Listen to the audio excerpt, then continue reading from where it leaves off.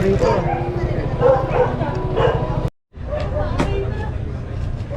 Okay po.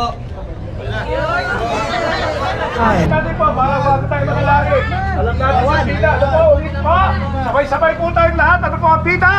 Buhay, ingatan, droga, iwasan. Yan, tayo po ay magdasal. Maraming salamat po, Panginoong Diyos. Mula sa langit hanggang sa lupa, sinasabi namin na kami po ay ayaw sa droga. Ingatan po ang bawat isa sa amin sa aming pagbiyahe. Ikaw po ang magpatubay po sa amin. Sa pangalan ng Ama, ng Anak, at ng Santo Espiritu. Amen! Amen! Ma'am.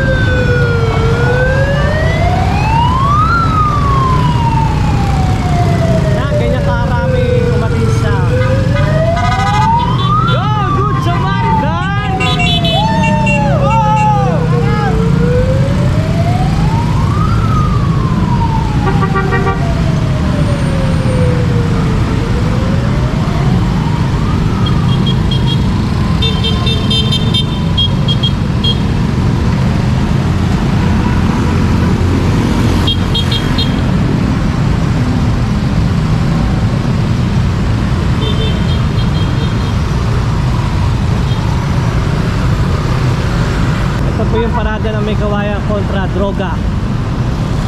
Yun.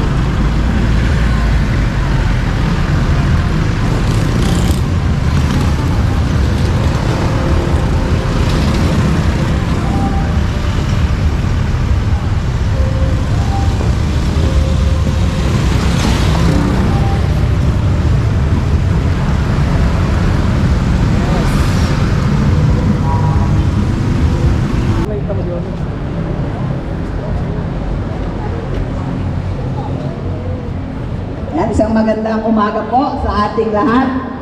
Hindi ko na po iisa-isahin. Isang malakas na palakpak na lang po sa ating lahat sa pagdiriwang ng ating Gintong Kawayan Festival, ang ating 17th Cityhood Anniversary. Isang malakas na palakpak po sa ating Mayor, Attorney Henry Villarica, at sa bumubuo ng Sangguniang Panglungsod.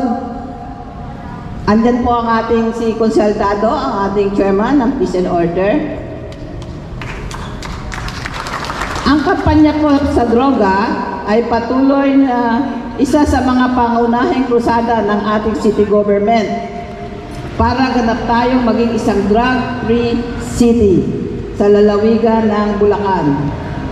Sa pakikipagtulungan po ng bawat ahensya at ng mga sektor na nagkakaisa upang maiwas ang ating mga kabataan at mga mamamayan sa paggamit ng ipinagbabawal na gamot, layunin po natin na ganap na mawala ang salot ng lipunan na alam natin na masamang epekto hanggang sa bawat tahanan. Sa mga gawain tulad po ng advokasya ng Vida Bikers, ay pamamaraan upang hikayatin ang ating mga kabataan na umiwas sa mapinsalang droga at mapangalagaan ang kalusugan ng ating mga kababayan. Pagbati po at pasasalamat sa lahat ng mga organisasyon at mga samahan sa ating lungsod na patuloy na naglalayon na mapangalagaan ang kapakanan ng ating mamamayan at sa patuloy na paglaban upang masugpo ang droga sa ating lungsod ng May Kawayan. Maraming salamat po sa inyong lahat, sa inyong pakikiisa sa ating Vida Bikers ng lungsod ng May Kawayan. Palakpakan po natin ang ating mga sarili para po sa ating 17th Cityhood Anniversary. Maraming salamat po sa inyong lahat at magandang umaga. Maraming salamat, Vice Mayor Sofina Johnson Violago. Sa iyawan ang gusto naming marinig mula Pantok KAT Riders, Yes and Change Agent Bicycle Bikers, samahan ng mga drivers sa Kawayan City Hall, mga component barangay Anti-Drug Abuse Council members, mula sa Bulacan Bikers Club Incorporated, Good Samaritan Riders Club, Riders. At syempre ang City Anti-Drug Abuse Council members and Secretariat.